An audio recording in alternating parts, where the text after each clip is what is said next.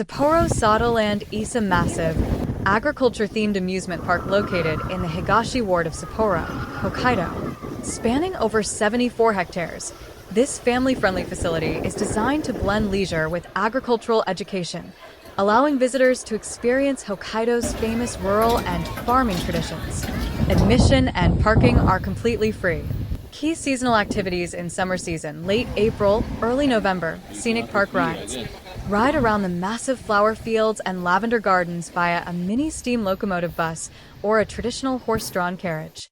Animal interaction. Visit the petting farm to feed goats and sheep, or go for lead-rein pony rides. Playgrounds and bicycles. Rent unique multi-person funny bikes, or explore the Karada Gun athletic course featuring 25 outdoor wooden obstacle structures. Vegetable harvesting.